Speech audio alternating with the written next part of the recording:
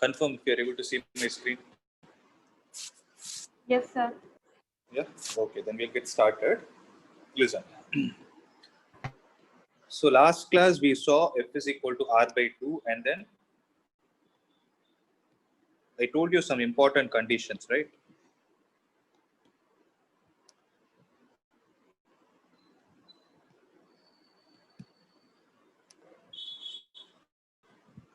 So I told you some important conditions to be kept in mind that we use in this chapter to derive certain expressions. What were they?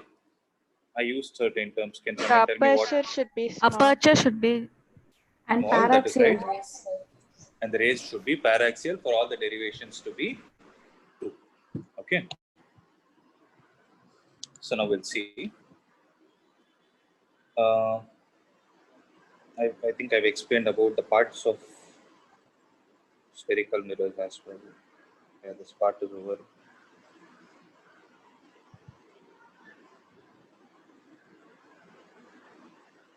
Yes. So we can get started with the next part of this chapter. Okay.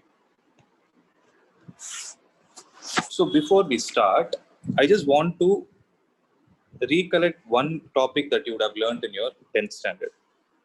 So there is a topic called as sign convention, right? So as the name suggests, there are some conventional methods to be followed for you to assign signs to particular directions that we are considering. Now, let's say there is a spherical mirror in this way. So the center of the spherical mirror is called as the pole, right? With respect to the pole, if at all we assume that there is a coordinate system existing. So if at all we assume that there is a coordinate system like this, that is one minute,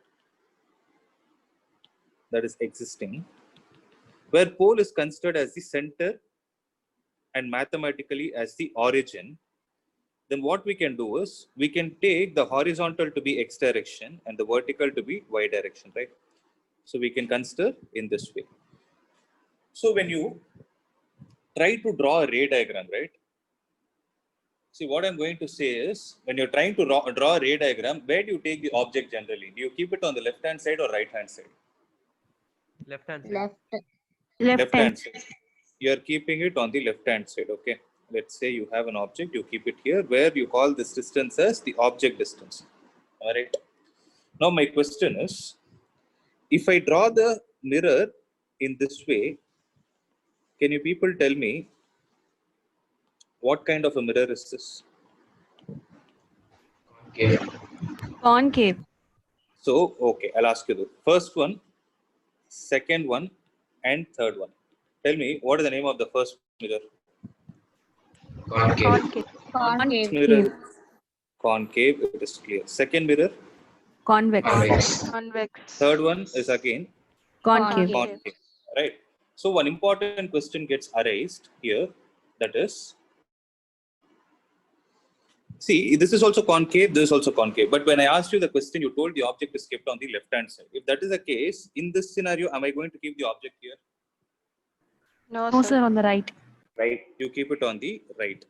But tell me one thing, if I keep it on the right, is it wrong? If I keep it on the right and still I try to draw the ray diagram, tell me one thing, will I be able to trace the location of the image or not? Whether it is a real image or virtual image, that's a secondary topic. The question is, will I be able to trace the image if I keep the object on the right hand side as well in this scenario? Sir. Yes, sir. You can do it, right? Because you are placed, the reason why you are placing, your logic told you are supposed to keep it on the right hand side because object is always kept in front of the reflecting surface. That is the logic we have. With respect to mirrors at least, we are going to place it on the reflecting side. So, 1 minute.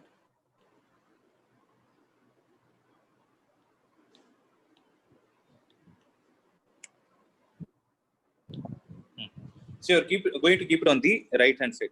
So when you do this, if it is a real image, where are you going to get the image? You will get it on the same side as that of Same the side. object. So if it is a virtual image, you're going to get on the other side if you're dealing with mirrors, because mirrors undergo the concept of reflection. Right? There are two concepts. There are two phenomena that light exhibits that we know as of now. What are they? Reflection and refraction. So reflection has Refraction. something to do with bouncing back of light. In all the scenarios, it is going to get bounced back only. But what happens is, in most of the cases, at least conventionally, it is followed that you try to take the reflecting surface on the left hand side. Okay. So what I'm trying to say here is there is nothing wrong in doing this kind of the following the third case, but still for conventional method, what we do is we take anything on the left hand side based on which there are certain general signs that are already assigned to certain parameters. Like for example, if you take the radius of curvature in the question, no, when they give you a question, they will say an object is kept in front of you. See, there are two ways I can frame the question. An object is kept in front of a concave mirror, right? It's a simple way to understand. But if we want to twist the question, what I can do is an object is kept in front of a mirror whose radius of curvature is negative. Then what will be your answer?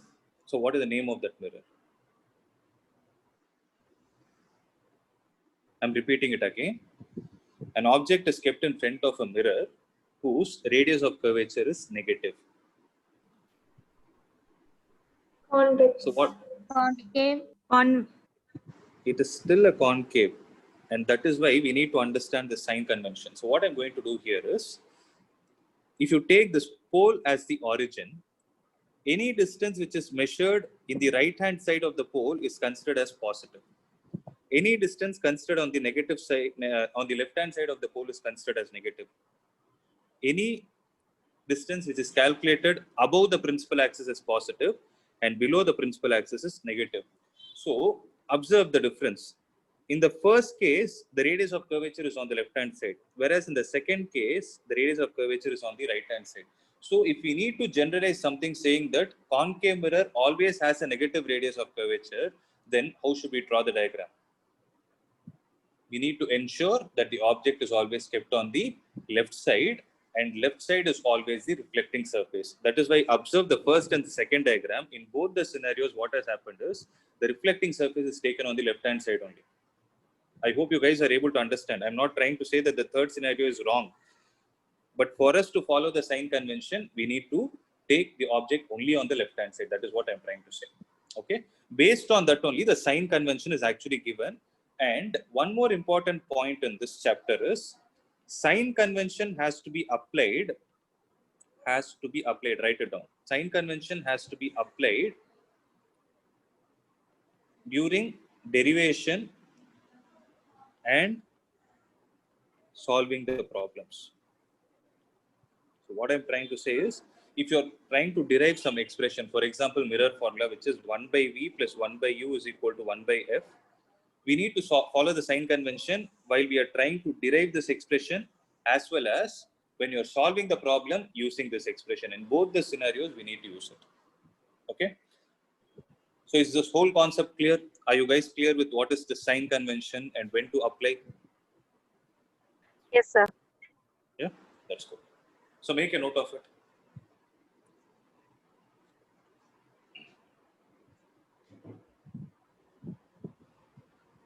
Sir, so according to sign convention, only the first two diagrams are correct. Yeah, it is. The first two diagrams are correct. Unless it is mentioned in the question. If they want to twist the question, they will change the sign conventions. That will be mentioned in the question. If nothing is mentioned in the question, by default, first and the second diagram are right. I hope it is clear. Yes, sir.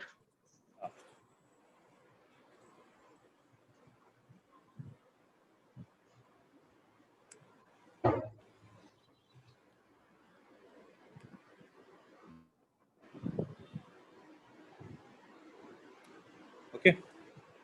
Shall I move on to the next concept? Yes, sir. Yeah. See, as I told you, reflection for this year is actually removed from your syllabus, but the sign convention concept is very important for you to understand this whole chapter. So for you to understand that, I'm going to show you mirror formula, and the method that I'm going to tell you, the steps that we are going to follow, right, is common for almost all the derivations in this chapter. Okay.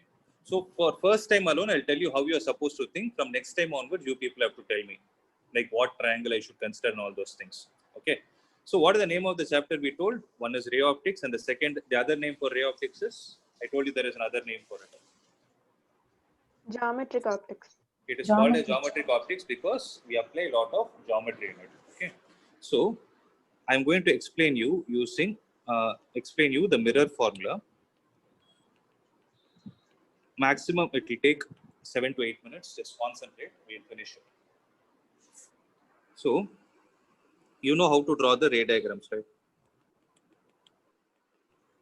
So for a concave mirror, if you take this as the principal axis, this point is P. So I'm considering an object AB which is placed here. Am I considering a point object or extended object? Extended object. They are considering an extended object.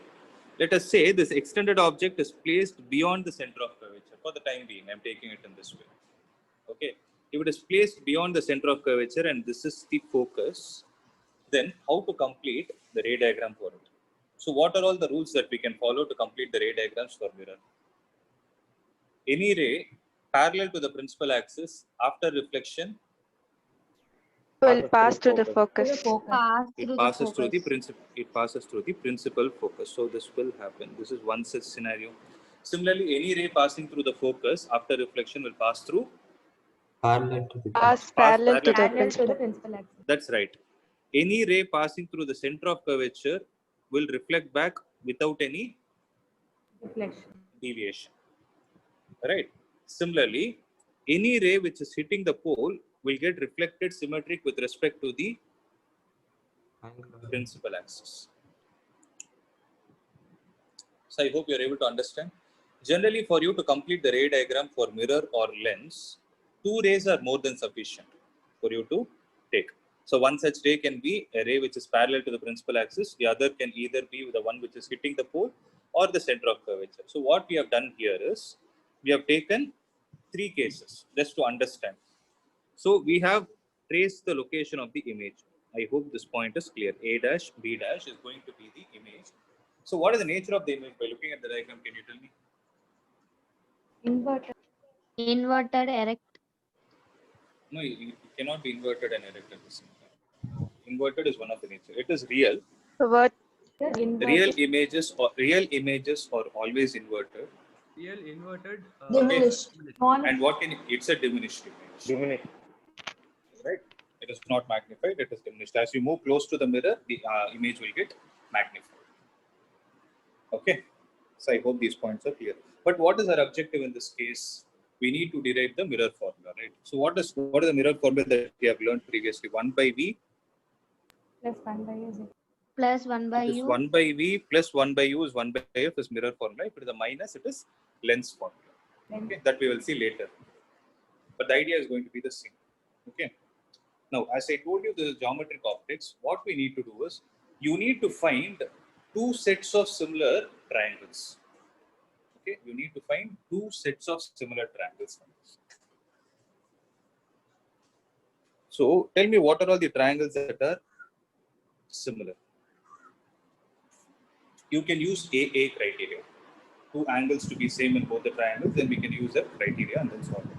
For example, the one I am able to observe is angle BAC is equal to angle B dash A dash C is how much? 90 degrees. Because we have kept the object perpendicular to the principal axis. If I take angle BCA and B dash C dash A dash, they both are equal. Reason being? Vertically. Vertically opposite. Vertically opposite angle. Angle BAC is equal to angle B dash A dash C, which is 90 degrees.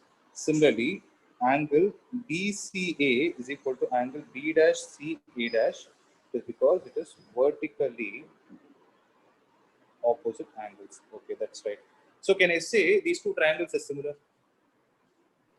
Yes, sir.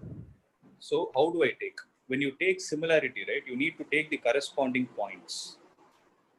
So I will write and show you. Tell me whether I have written it right or wrong. BAC is similar to CA dash B dash. No, sir. What is the mistake I did? It should be B dash A dash. A dash C. it should have been B dash, A dash, and C dash, right? The corresponding points are supposed to be same. So when you write it in that way, then when two triangles are similar, their sides are in the same proportion, right? So can I write BA divided by B dash A dash is equal to, so look at the side which we need.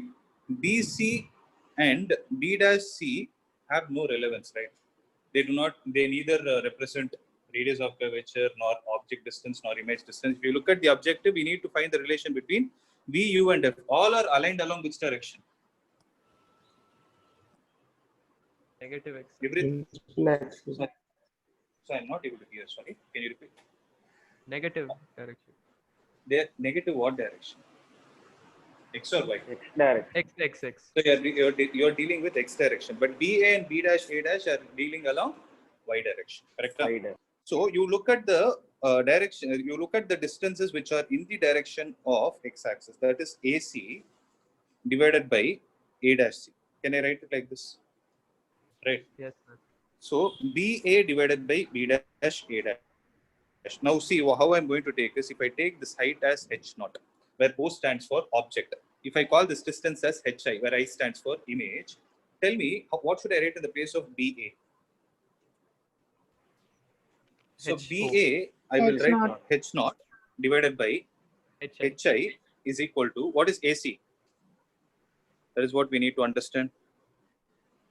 So AC, see, AP is U, correct? What is CP?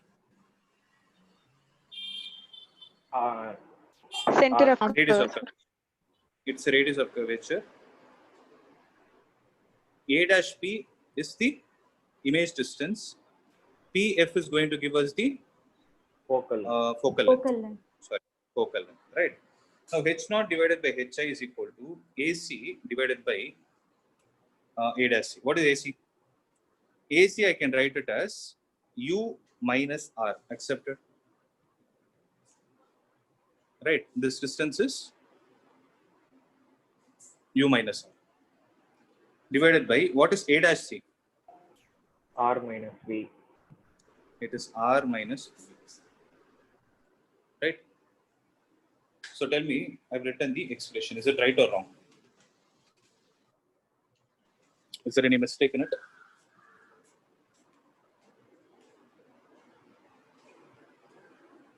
Yes or no?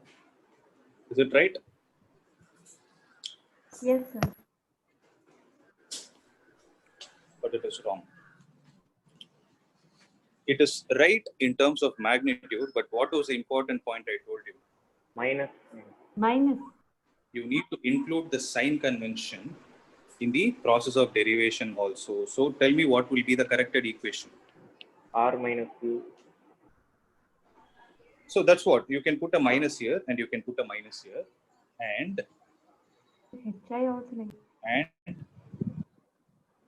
Minus one more minus that HI. needs to come. HI is also negative. That's right. That is right. If you miss that minus sign, you will not get the final answer. Okay. So let us take this as equation number 1. So this is the main context I wanted to explain. Now tell me, what is the other set of similar triangle that you're able to find? I can give you the hint. You always, in this chapter, you need to look only for right angle triangles, nothing else. Sir, ABP. BAP. B dash P. Yeah, BAP or ABP, whatever it is, triangle. Let's take the right angle part to be at the center. No? BAP is similar to triangle. That's right. B dash A dash P. Similarly, we'll write the same side. The corresponding sides are in the same proportion. B dash BA is equal to BA by B dash A dash is equal to AP by A dash P. Now you would have got clarity on why I took only AP and A dash P, because I'm concerned only with horizontal distances. Right? So BA again, H naught divided by minus HI is equal to, what is AP? Now tell me, right? So AP is Minus U. That's right. Whether that minus is going to get cancelled or not, that's not our concern. Minus U divided by? Minus V. That's right. But if you observe one thing, you can ask me a question. Anyways, minus is getting cancelled. But if you don't write that, it is wrong. Because you have to mention that you know you are supposed to take sign convention. So from 1 and 2, what can I do? U minus R, can I see left hand sides are equal, H naught by minus Hi. So I'm equating the right hand side, U minus R divided by R minus V, because I cancel the minus sign, is equal to U divided by V. Accepted? So when you cross multiply, UV minus VR is equal to UR minus VU. So bring this one this side, take this one to the other side. So 2 times UV is equal to VR plus UR. Correct? So divide with UVR on both sides. So when you do that, 2 divided by R will be equal to 1 divided by U plus 1 divided by V. You can test it. So, but what is 2 by R? 1 by F. 1 by F. If we get it, 1 by V plus 1 by U is equal to 1 by F.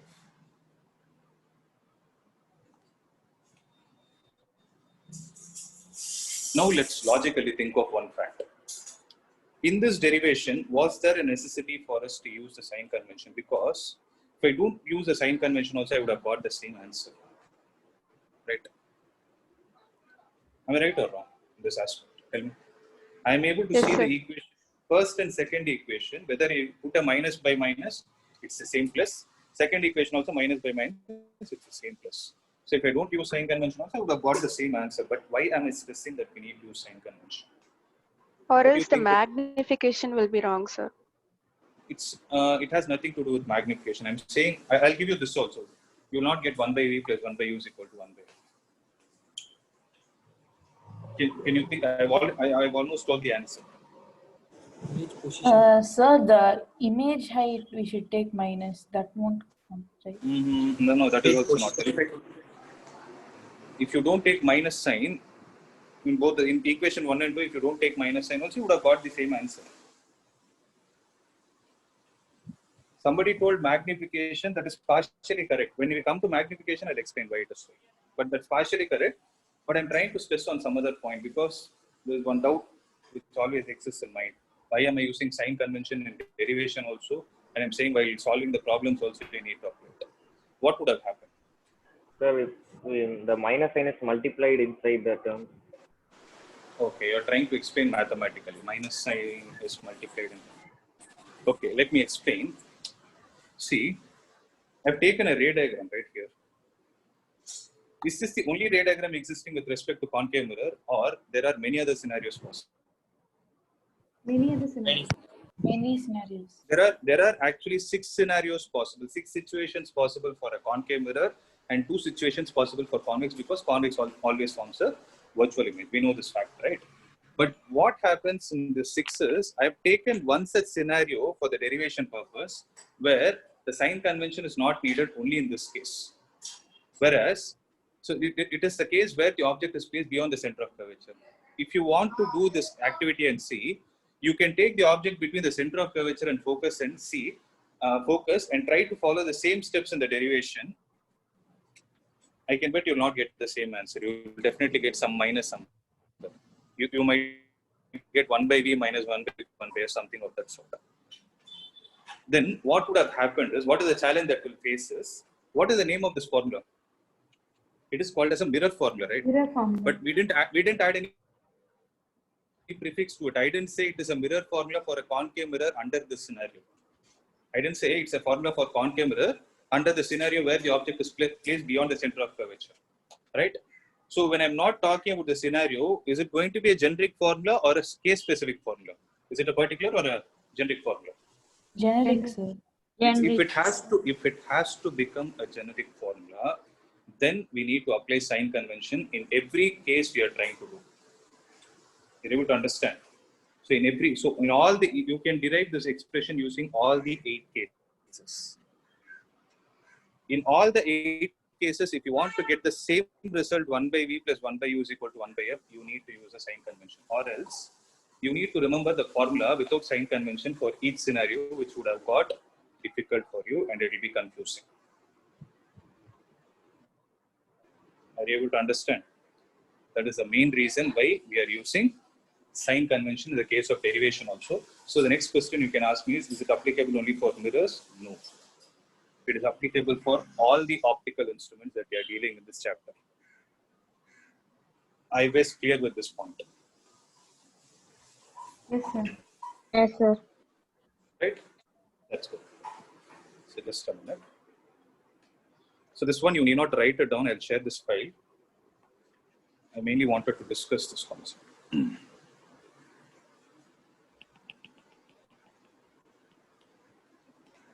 So one last point. Let's do for magnification also. So how do we define magnification as? Ratio of height of image to the ratio to the height of the object. That's right. That's right. Ratio of image height or height of the image to height of object. That's right. If you look at it, no, image is the output, height is the object is the input. Something like output by input generally is what? Efficiency. It is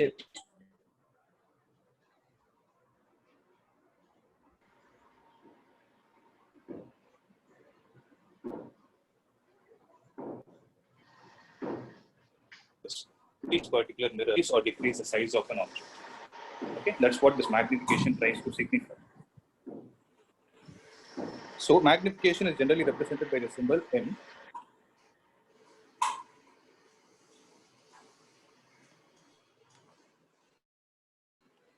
Magnification is represented by a symbol small m.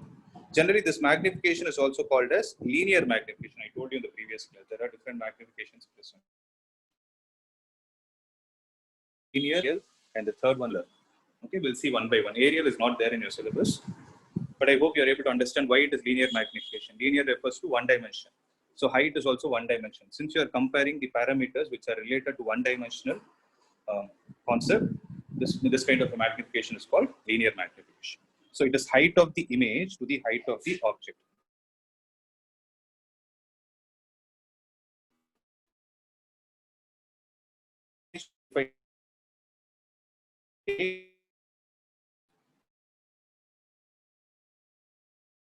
It's with an line is equal divided by minus p, right? So this and this will get cancelled. So what is h minus hi divided by h naught? It is v by u. But what is it we need? We need minus hi by h naught or only hi by h naught? So we need only hi by h naught. So when you push the minus sign to the other side, this will be equal to minus v by u. That is why the general formula for magnification is minus v by u. Whereas for lens, it is going to be positive. I hope I'm clear with this, right? Yeah? Yes, sir. Yes, sir. Okay. So this is all about mirror, but the important point you need to have in your mind is the sign convention. Don't forget that, okay? So the first part is over. We'll concentrate on the second part, that is refraction. And one more important point, just because reflection is ignored from they have deleted from the exam point of view, it is not like they are not going to ask problems based on it, because your NCERT itself has problems where there are combination of lens and mirror. That is the combination of refraction and reflection concept. So you need to have those basics. So I would suggest you to read it, okay? Because it's not a very tough concept that you can't understand.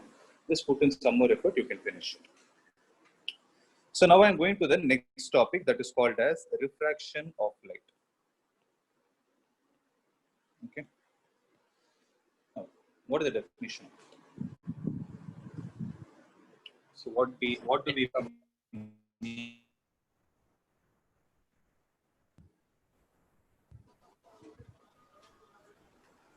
I didn't get you. Can somebody spoke? Change in direction of what? Light ray. Light. So Okay. light ray bending when it travels to different mediums. Yes, that is right. You need to use the word bending, because I was about to contradict. Somebody told change of direction, right? So when a light ray is coming and hitting a surface, the light ray is traveling back like this. Is there a change of direction or not? Yes, sir. Actually, the light ray was trying to enter into the southeast part. but it is getting reflected and it is going back into the northeast. So there is obviously a change of direction. But since there is a change of direction, refraction, because refraction has to do something with the transparent medium on both the sides. Now try to understand the difference. So what kind of objects have the tendency to reflect light and what kind of objects have the tendency to refract light? That is what we need to understand first. So why are we saying mirror has the tendency to reflect? One side is polished. It is a smooth surface, okay, that is there. Is it only because of the smooth nature of it? Reflecting. Now, now I have one more question. Will there be no refraction taking place through the mirror? Means mirror 100% are you trying to say it is only going to be reflection? Means if I send 100% light here, will the 100% get reflected back? That is my question. No, Do you think sir. that is going to happen? No. Sorry? No. It will not happen. Okay. But major part of the light, see, generally whenever these kind of rays are falling on the surface, right, three kind of phenomenon will happen.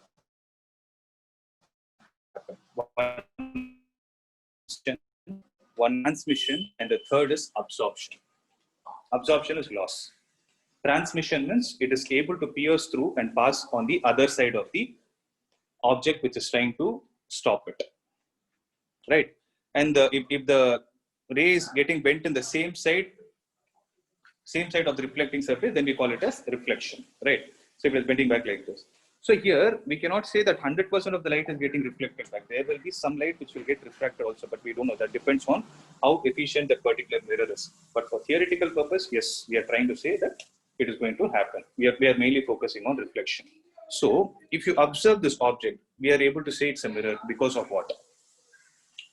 By looking at the diagram, you are able to say mirror. Say it is mirror. Why? Because of its reflecting nature. Only one reflecting. One of the sides is silver. Silver means you're trying to block the light from traveling to the other side. Means, can I put it like this in simple terms? Can I call one of the sides is transparent, which is the reflecting side, and the side which is silvered is going to be opaque. Right? So I'm trying to visualize it in a different way. I'm trying to say if there is a particular object where one side is transparent and the other side is opaque, I give a name to it called as mirror. I'm not concerned about its shape. It's very different. But I hope you are able to understand the outline, right? Then, if you need to observe the phenomenon of refraction, how is the object with which the light is interacting supposed to be? Can you speak in terms of transparency? By the way, I hope you guys know what is opaque, right? Opaque means it is the opposite of transparent. That is, you cannot see anything that side. So now tell me, refraction of light will be exhibited. It's a phenomenon. Phenomenon means something which you can see. It is a phenomenon which is exhibited by whom? What kind of surface? Speak in terms of transparency. How is it? Transparent going to be? surface. Both sides should be Transparent. transparent. Transparent on which side? Both sides. Both sides. So that is the first point you need to answer. Okay. So if at all you are able to think of a boundary, boundary is nothing but a line which is separating two different medium. Let's come to that medium concept later.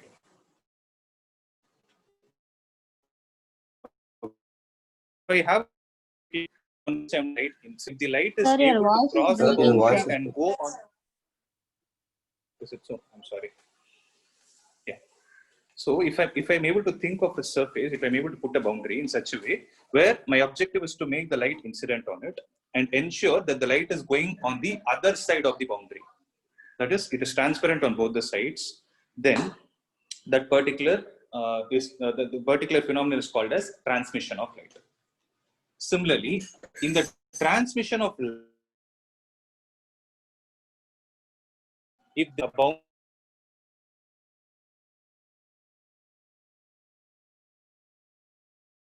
their density is the Sir, again break. Sir, you are not audible, sir. again bigger. Okay. So if I'm able to talk about medium 1 and medium 2, okay, where when the light is getting incident on it, on whom? on the boundary that is trying to separate both the medium. And what should able to observe where the light is not retracing its original path. So retracing its original path means it should have actually continued in the way, say I'm drawing a red color dotted line, see, it would have actually traveled in the direction of red color dotted lines had the boundary not been present. But because of the presence of boundary, what will happen is the ray will no more travel in its actual path, it will start getting bent. When I say bent, the bending process can either be, at least in this diagram, it can either be in the clockwise direction or anti-clockwise direction. So how that anti-clockwise or anti-clockwise is going to happen is decided by the nature of the medium. Are you guys able to understand this? So this is the basic point you need to understand. Okay. Now let's talk about the concept of medium. So when I'm trying to talk about medium, this also you know already, you have heard, right? So when I'm trying to talk about medium, what are those media I'm trying to talk about? Rarer and denser. liquid. Rarer or denser? Okay. Yeah, someone was saying something else. Is it the same point that you were trying? So there are two types of media. Plural of medium is media, where one medium is called as rarer and the second medium is called as denser. So where did this name come from? What exactly do we mean by rarer and denser? Denser means, see, by looking at the name from the previous knowledge that I have, I'm able to relate to density. Okay, denser. Something is heavier, or like I can say more particles are occupied in less space. I can call it as dense. So here, am I trying to speak about the density of substance or the density of medium? Also, And the what speed of light in that medium. Okay, so you're right. So what exactly is the parameter or the technical name that is given, which Optical defines about density. this? That's the right meaning. So that's what I was expecting. It's called as optical density, right? So you should not have this confusion in your mind. If it is only density, generally density is defined as mass density is defined as mass by volume, right? We know other types of densities also, linear density, areal density, all those things. But here, denser is a name which is derived from the concept of optical density. It is a property of that particular medium where it can adjust the speed of light. So what exactly is going to happen? Somebody told me speed of light, that's right. So what is going to happen in rarer and denser medium? In denser medium, the angle of deflection will be low. That we cannot say. We don't have proof for it. How do you know that it is going to be low? Because I never spoke about angle at all. I'm trying to see, if I give you two medium and ask you to decide which one is denser and which one is rarer, how are you going to decide? You need some characteristic, no? So that Speed of characteristic light. is speed.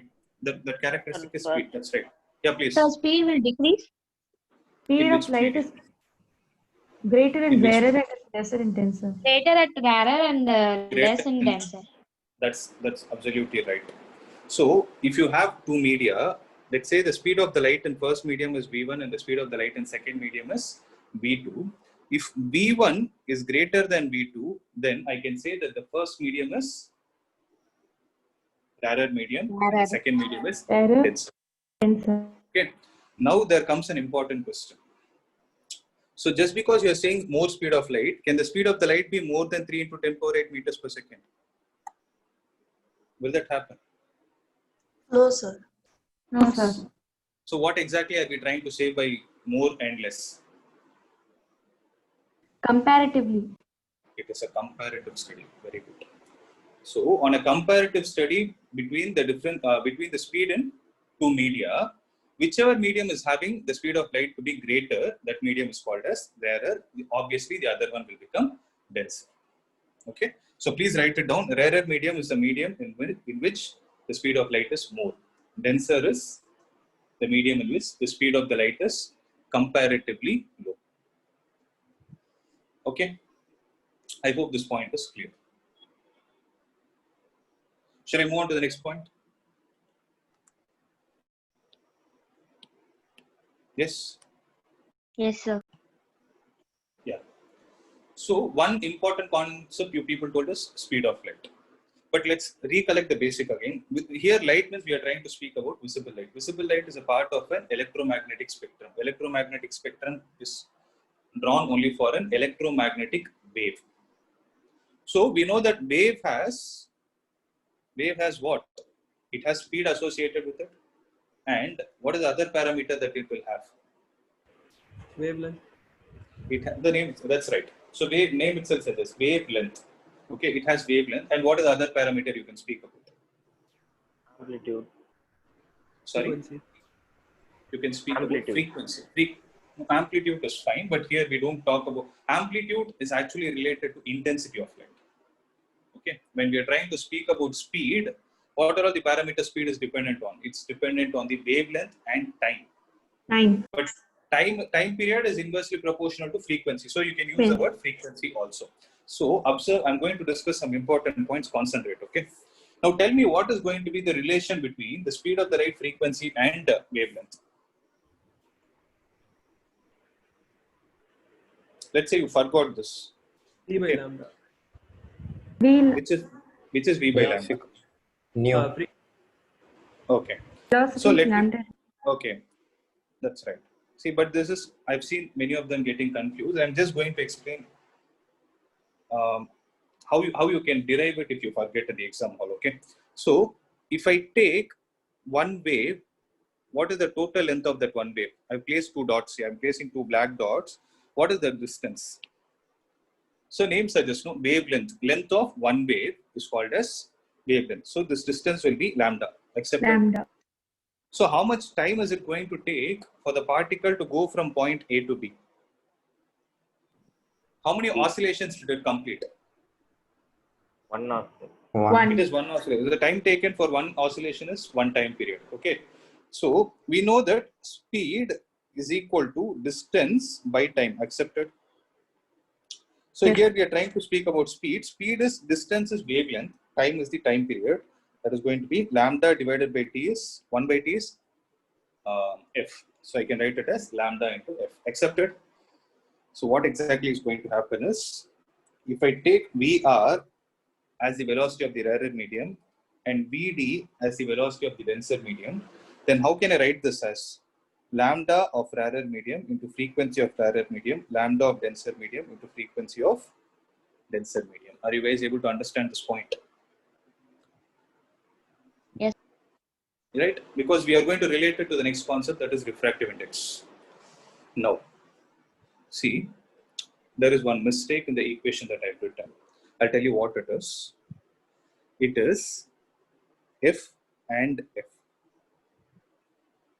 Okay. So what am I trying to say here is, when a light is traveling from one medium to another, that is under the phenomenon of refraction, the speed of the light will change. So the wavelength will also change. But by writing F and F, what am I trying to say? Frequency does not change. Frequency Why is will it? not change. Frequency will not change. This is an important question which is asked often. Why is the frequency actually not changing when the light is actually traveling from one medium to another? The answer to this question is there in the previous chapter. Okay, let's again retrace. So what is light? It's an electromagnetic wave. And what is the source of an electromagnetic wave? Accelerating. Accelerating charge. Accelerating or oscillating charge particle. When we use the word oscillation, the charge particle has a particular frequency associated with it. Right? And there was one more important point we discussed. What was that? I would have told you the frequency of the electromagnetic wave that is getting generated is equal to the frequency with Frequency which of oscillation. Charge. so the particle is the source. So make an important note. Write it down, please. Write it down. Frequency of light does not change when it is traveling from one medium to another because it is the characteristic of the source. Characteristic means it is the property of the source. So the keyword that you need to write in exam is frequency is the characteristic of the source. So source means I hope you are able to understand. What is the source? It is the oscillating charged particle. Am I clear, guys? Yes or no? Yes, sir. Okay. Then we can proceed to the next concept. Okay. We have seen the very basic outline and important points related to refraction. Now I'm going to define a new term which you already know actually. It is called as a refractive index. So it is generally represented by the symbol mu in some books. In your textbook, it is represented in the symbol small n. Okay. Now tell me. So how do you define this refractive index as? So when we speak Ratio about of refractive, ratio. Ratio of rarer medium by density. That is when you do a comparative study between two medium. Okay. Whenever you use the word comparative, no, in physics, not only here, wherever it is comparative, you're trying to speak about relative value. I'm asking about absolute value. Okay. So refractive index, there are two values you can define. One is absolute and the second is, I've told you just now, it is relative. Relative means comparative study. So remember, in physics, relative happens under two scenarios. It can either be difference or division. So now I'm going to speak about absolute refractive index. Can someone define it? Ratio of medium with respect to air. Ratio of medium with respect to air. Okay. So you're saying speed of the light in medium with respect to air. That's right. Is this what you're saying? Yes. It's wrong. Because the least refractive index possible is 1. That is for air medium. Any other medium will have a refractive index value greater than 1. And if the value has to be greater than 1, then what is supposed to happen? Air with respect to medium. Air It with should be respect air to with medium. respect to, because you're able to understand the logic. I've seen this kind of confusion. That is why I'm stressing. Why do you understand why air will come in the numerator? Because of this concept. The maximum speed of light is possible. That is possible as 3 into 10 power 8. In any other medium, it has to be lesser than that value. So please make a note of it. It is defined as the ratio of speed of light in vacuum or air. I'm repeating it. I'm talking about absolute refractive index. It is defined as the speed of light in air or vacuum to the speed of light in the given medium.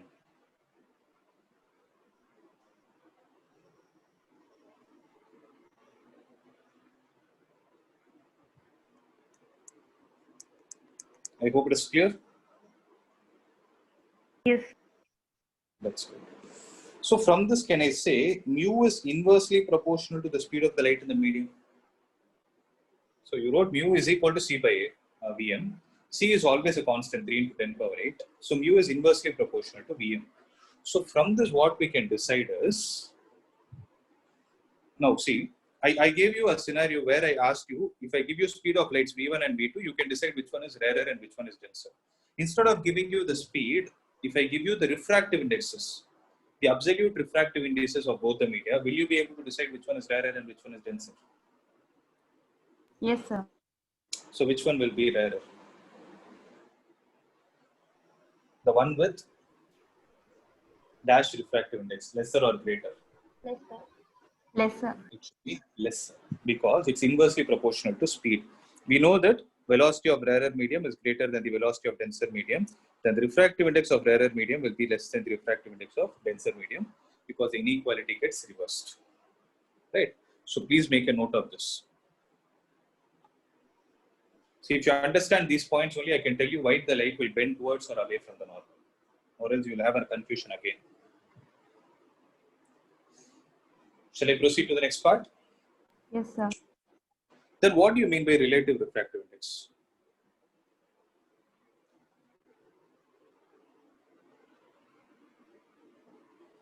See, if I'm giving you mu to 1, means I want to know what is the relative refractive index of second medium with respect to 1. Okay. So mu to 1 stands for what? Relative refractive index. Whereas mu 2 stands for the absolute refractive index of medium 2. And mu1 stands for the absolute refractive index of medium 1. 1. So C divided by V2, can I write it like the C divided by V2 divided by C divided by V1? C and C are gone. Can I write it as V1 by V2? So relative refractive index can either be written as mu2 by mu1 or V1 by V2. I hope no one is confused, right? Here I'm not talking about rarer denser, I'm talking about medium 1 and medium 2. So V1 and V2, how can they be expressed in terms of wavelength and frequency? I can write it as lambda 1 into f divided by lambda 2 into f, this and this will get cancelled. So depending on the problem, whichever parameter they have given, if they ask you to calculate relative refractive index, you can use this whole expression as a formula and solve it. But I would rather suggest you to remember the logic, because when you're dealing with other chapters, there might be confusions existing. But have the logic registered in your mind. Am I clear? Yes, sir. That's good. Okay, then I'll proceed to the next concept. So obviously, since it's a ratio of the same physical quantity, it doesn't have any dimension. It is a dimensionless quantity. And generally for any medium, U value is greater than 1. Okay. These are all the important points with respect to refractive index. Now we are going to see the next important concept, that is laws of refraction. So we saw what are the laws of reflection, right? Similarly, we have laws of refraction. So what are they actually?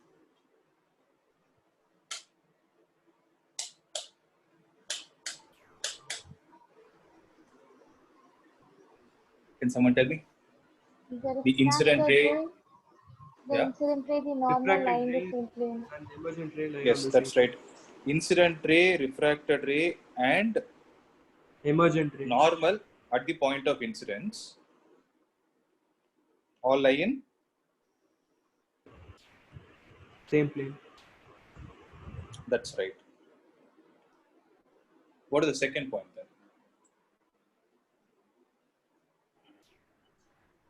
Angle of incidence equal to angle of emergence. Here there is no emergence.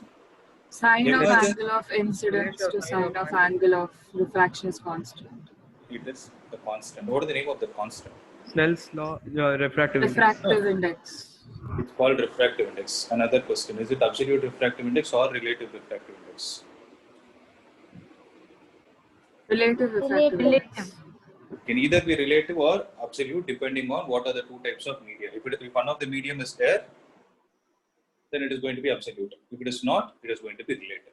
But what you told us, 100% right. It is the sine of the angle of incidence to the sine of angle of refraction is always a constant. And that constant is given a name called as refractive index, etc.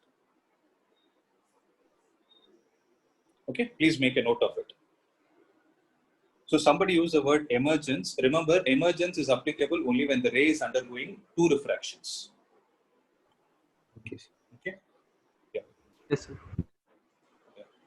So write it down, please. Sine of the angle of incidence, the ratio of the sine of the angle of incidence. I'm sorry, I'm repeating it.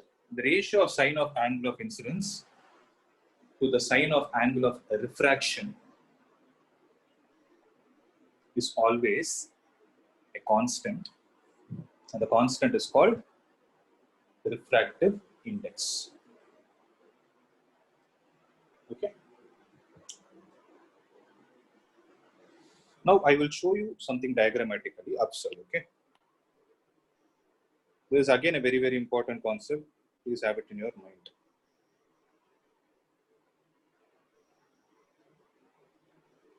Now see, we have a boundary where the light ray is incident. So this is a point of incidence. So for you to draw any ray diagram, what is the first step? Always Normal. normal at the point of incidence is required. Normal is a dotted line. Right? Means it is not going to exist. So this angle is called as angle of incidence. If the boundary was not there, the ray would have continued to travel in the same path. So this is the actual path. Since the ray is going to, let's say, this is a refractive index of first, or I'll call it as rarer and denser medium. I'll call it as denser medium. Now let's think and start applying the Snell's law. The law which we discussed previously is called as Snell's law. That is the sine of angle of incidence to the sine of angle of reflection. Okay. So let's try to write it mathematically. Sine I divided by sine R is equal to, here I'm calling it as rarer and denser. I told you depending on context, you define absolute or refractive.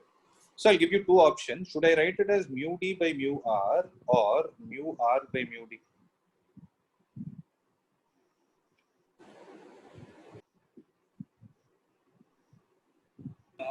Mu R by mu D. This one, Yes, sir. that's wrong. It should be mu d by mu R. See, this is one way of writing this law. I'm not denying the fact, because that's how the statement goes. It is a sine of the ratio of sine of angle of incidence to sine of angle of reflection. But there is another way to write for you to remember easily. Okay. See, if you observe one thing, Snell's law mainly gives you the relation between whom? Relation between the refractive indices and sine of the angles in that particular medium. Can I call it like that? Means this is the medium in which the light is incident. This is the medium in which the light is getting refracted.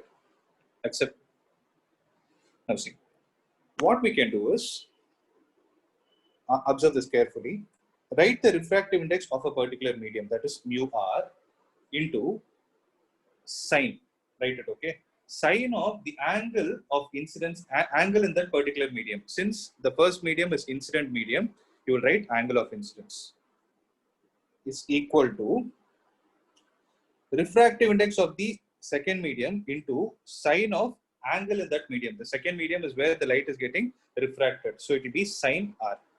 Are you guys able to understand? So mu R into sine I is equal to mu D into sine R. This I would suggest this as a better method to remember. Okay, mu R into sine I is equal to mu D into sine R. Am I clear with this? So sine I divided by sine R is equal to mu D divided by mu R. Now from the basic of refractive index, tell me what is the relation between mu D and mu R? Which one is greater? Mu D is greater. Mu D is going to be greater. So when this is greater, mu D by mu R will be greater than 1.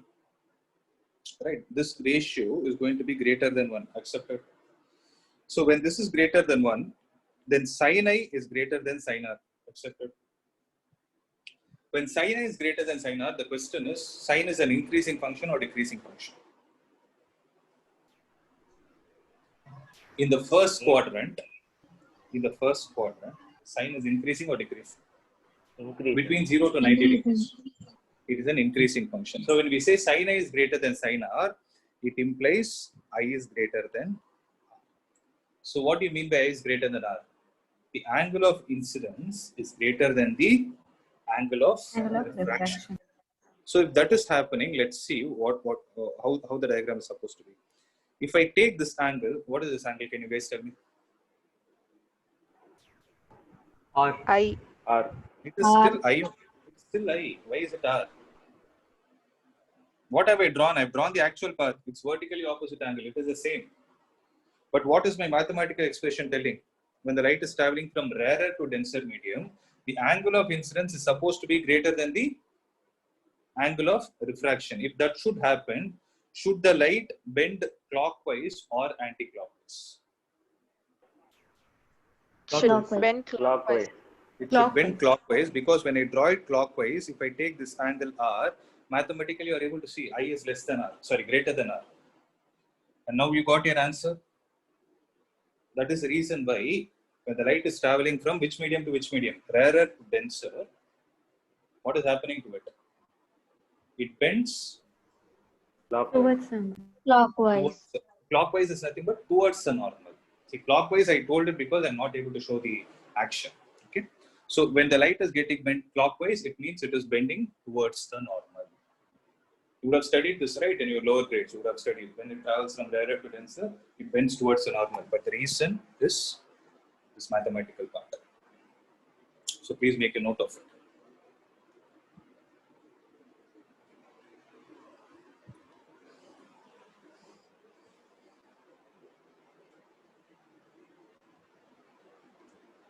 I hope no one has confusion, right? Everyone is clear?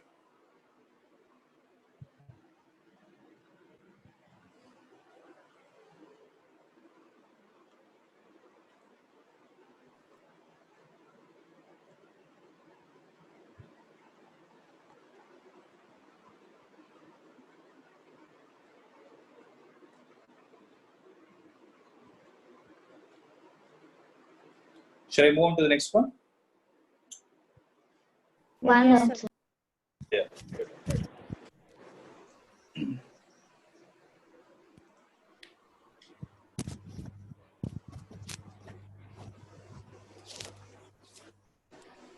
Done, sir. Okay. So I hope everyone is done. So a denser to rarer, I'm leaving it to you. I hope you can do it. You will get the same thing, whereas you will get I is less than R. So what should happen? When a light is traveling from denser to rarer medium? Away from the normal. So I will just draw the diagram. Derivation part, I'm leaving it to you.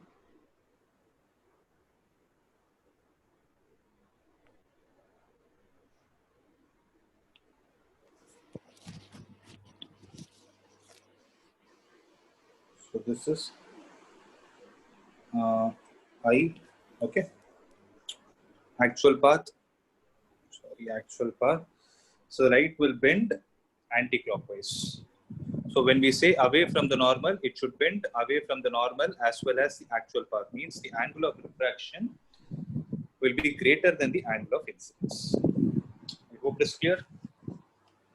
So if we take this as denser medium and this as the rarer medium. Proof you can do it, and don't forget these arrow marks. Okay, incident ray, refracted ray. So with the hope that you people are clear with this concept, I'm proceeding to the next part. And we are going to see the applications of refraction. Okay. Shall I move on?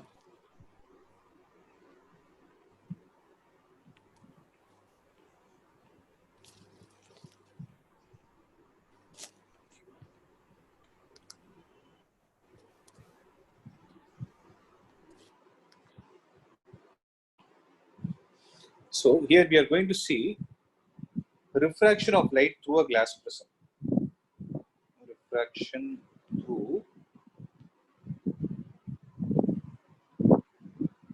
glass prism. I'm sorry, not prism, glass slab. So you know what is a glass slab, right? Or I can call it as a rectangular glass slab. So you know what is a rectangular glass slab? Yes or no? You would have done an activity based on this. So if you take a rectangular glass slab in this way, okay, let's say the refractive index of the glass is mu. The refractive index of the outside medium is obviously going to be 1 because we are considering it to be air medium. Now tell me, what exactly will happen to the ray which is incident on the first phase of the glass slab? So obviously we are going to draw the normal that is known. Secondly, what are we supposed to do? If you take this as the angle of incidence, now tell me one thing. Is the light traveling from rarer to denser or denser to rarer? Rarer to denser. Done, sir. So it is traveling from rarer to denser means it will start bending towards the normal. So it is traveling towards the normal, it is going to hit the second refracting surface and it is traveling from Denser to rarer. Rarer to dense. it is traveling from denser to rarer. Sorry, For the when second. So what will happen in this case is, the light will bend away from the normal. Accepted? So if this angle is taken as I, the angle of incidence is taken as I, here let us say the angle of refraction is R1. And here let us say that the angle is R2. And this angle is what is called as angle of emergence. Okay. So I hope you're able to understand this point. Now, what we are going to do is we are going to analyze this scenario by finding out how the incident ray and the emergent ray are with respect to each other. Okay, if that should happen, we need to think of a law which can relate the angles. So for that, we need to revisit the laws of refraction. So in the laws of refraction, the Snell's law speaks about the relation between whom?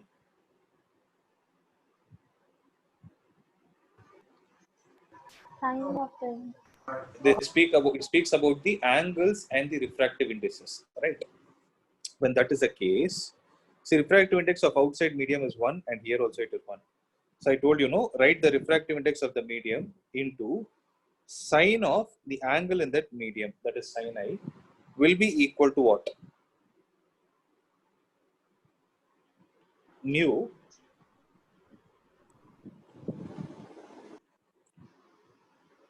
into what? Sine Sign up.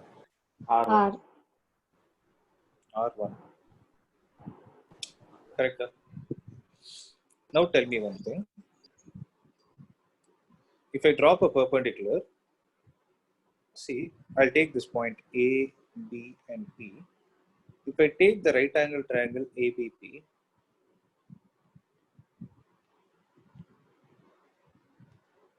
if this is R1, this 90, this is 90 minus R1. So how much will this angle be? R1. R1. Alternate interior angles.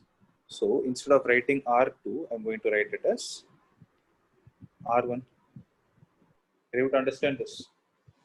So the number of unknowns in the question, which you're trying to solve using, where the problem involves refraction, I'm repeating it again. So whenever you're solving a problem based on refraction, the number of unknowns is equal to the number of times you need to apply Snell's law. So here you applied Snell's law at which point? A. At A. So what is the other point we need to take? Applying Snell's law at A. B. But tell me one thing, how did I say two unknowns? Because mu is one refractive, mu is unknown to us, and E is unknown to us. Because you can find them only experimentally. But angle of incidence is under our control because it's like input. Okay, that is why I understood that we need to apply it twice. So when you apply Snell's law at B, we can write it as mu into sine. Mu into sine. Tell me, no? R2. R1. R1. R1. Mu into sine R1 is equal to? 1 sine. Sine E. That's right, 1 into sine E. Let's take this as equation number 2. So if you observe, mu into sine R1 is equal to sine E. Here mu into sine R1 is equal to sine I. So what can you conclude from 1 and 2? Sine I is equal to sine. So when this is happening, I will be equal to E because all the angles you're dealing here are going to be acute angles. So sine I is equal to sine E is going to be only one solution, that is I is equal to E. So what is it we can conclude, guys?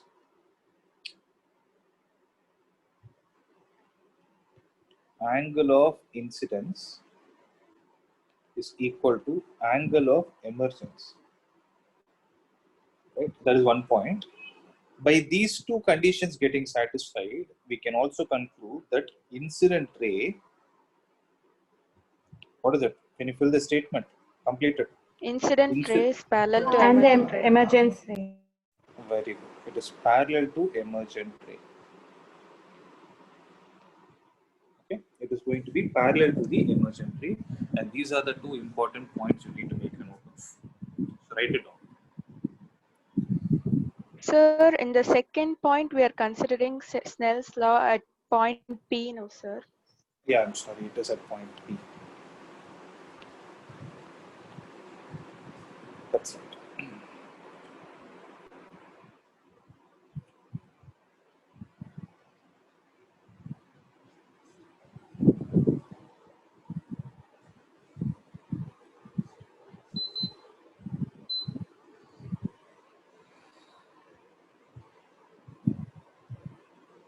I hope it is clear.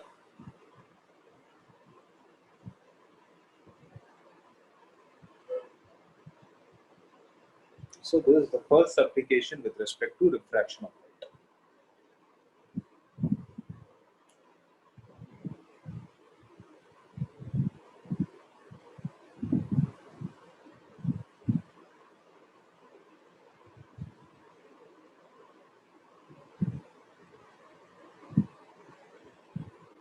Okay.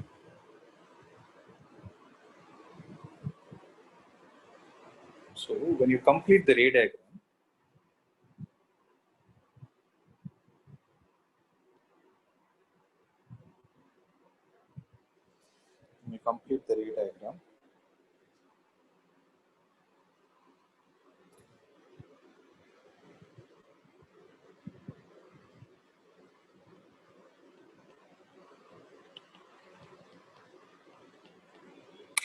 okay, this would have been what?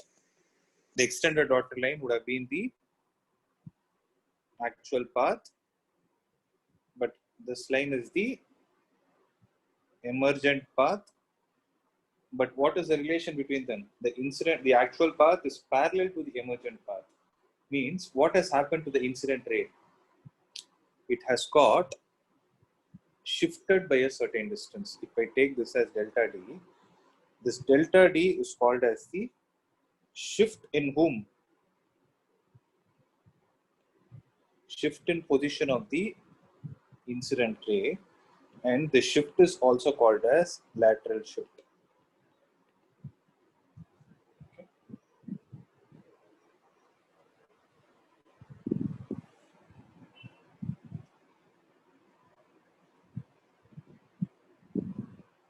So I hope it is clear till this point. Any doubts?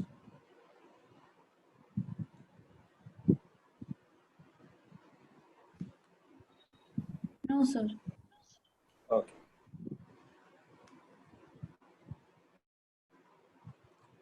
So that's all for today. The next class I will discuss some more applications. Till then, what you can do is I'll upload one assignment which is based only on refractive index today itself. So I'll upload an assignment based on refractive index. You can complete it before next class, and we'll discuss the doubts in the first 5 to 10 minutes, and then we can move on to the next concept. Okay. See, this chapter needs a lot of practice. This chapter and the next chapter put together is for 14 marks. It's up to you. It is easy to score in these two chapters only if you practice well. Actually, there is more weightage in the second volume compared to the first volume, but obviously you need to understand the basics of first volume for you to even, because if I don't teach what is an electromagnetic wave, you will not understand about light and frequency concept that we discussed. Okay. So, but the second volume has more weightage, and these two chapters especially are very, very important. You need to practice. So, if there are no doubts, we can wrap up the session. Sir, can you send this PDF, sir? Yeah, I'll do that.